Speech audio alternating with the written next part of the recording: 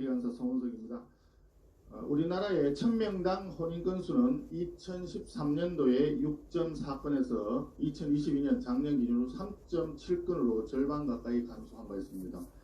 동시에 합계 출산율 역시 2013년 1.19명에서 2022년 0.78명으로 급감했습니다. 여러가지 원인이 있겠지만 대부분 출산이 결혼을 전제로 하고 있는 우리나라 같은 경우에 신혼부부들의 결혼 준비에 가장 큰 부담이 되는 것은 다름 아닌 집 문제라는 것이 모든 사람들의 공감대가 있을 것입니다. 실제로 국내 한 결혼 정보업체가 남녀 천쌍을 조사한 결과에 따르면 평균 결혼 비용이 3억 3천만 원인데 그 중에 주택 준비 비용이 2억 8천만 원으로 84%를 차지하고 있다고 합니다.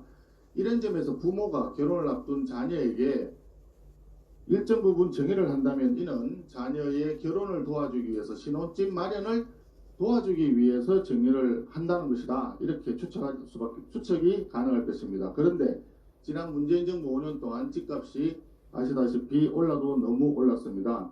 KB부동산 자료에 따르면 서울 아파트 평균 전세 가격 2017년 5월달에 4억 2,600만 원이었는데요.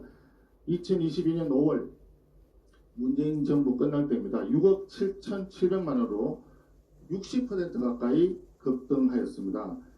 이런 상황을 종합적으로 해소하기 위해서는 일정 부분 부모가 결혼을 앞둔 자녀에게 정의하는 것을 인정하지 않을 수가 없다. 이런 차원에서 이번 정부의 세제 개편안에 혼인에 따른 정해재산 1억 원 추가 공제안이 신설된 것으로 알고 있습니다. 그런데 더불어민주당에서는 이 같은 현실적인 문제는 도외시한 채 혼인 정해 공개를 두고서 기다렸다는 듯이 부자 감세라면서 악의적인 프레임 씌우기에 나섰습니다. 감세만 나오면 더불어민주당은 조건 반사처럼 부자 프레임을 들고 나오면서 국민 갈라치기를 시도하고 있습니다. 참 안타깝습니다.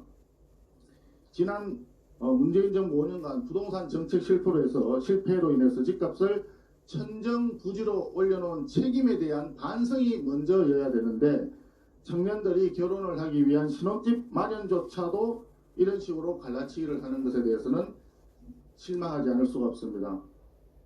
더불어민주당과 이재명 대표의 국민 갈라치기는 습관적인 행태를 보이고 있습니다.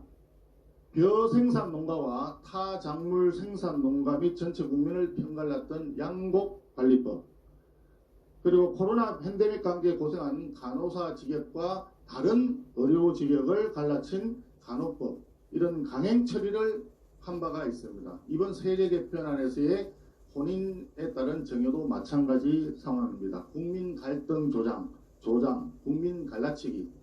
더불어민주당의 이런 행태는 우리 국가를 좀먹고 국민들을 좀먹고 있습니다.